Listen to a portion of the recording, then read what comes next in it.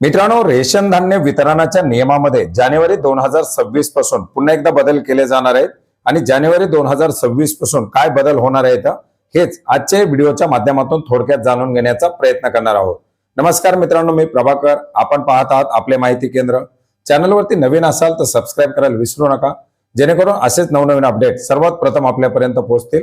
मित्रांनो, राष्ट्रीय अन्न सुरक्षा अधिनियम 2013 अंतर्गत लाभार्थ्यांना रास्त दर धान्य वाटप केलं जातं आणि याच्याच मासिक वाटपामध्ये पुन्हा एकदा बदल करण्याचा निर्णय घेण्यात आलेला आहे।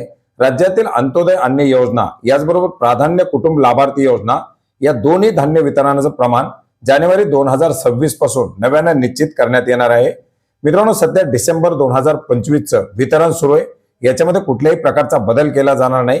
मात्र जानेवारी 2026 पासून अंत्योदय शिधापत्रिका धारकांना प्रति शिधापत्रिका 20 किलो तांदूळ आणि 15 किलो गहू, तर प्राधान्य कुटुंब लाभार्थी योजनेअंतर्गत प्रत्येक सदस्यासाठी दरमहा 3 किलो तांदूळ आणि 2 किलो गव्हाचं वाटप केलं जाणार आहे। मित्रांनो, एकंदरीत आपण जर पाहिलं तर या योजनेच्या अंतर्गत पूर्वी अंत्योदय कार्ड धारकांना 25 किलो तांदूळ आणि 10 किलो गहू, याचप्रमाणे प्राधान्य कुटुंबासाठी प्रति सदस्य 4 किलो तांदूळ आणि 1 किलो गहू असं वितरण करण्यासाठी सुरुवात केलेली होती। मात्र तांदळाचं प्रमाण वाढल्यामुळे बऱ्याच मोठ्या प्रमाणात याच्या विरोधात तक्रारी दाखल झालेल्या होत्या।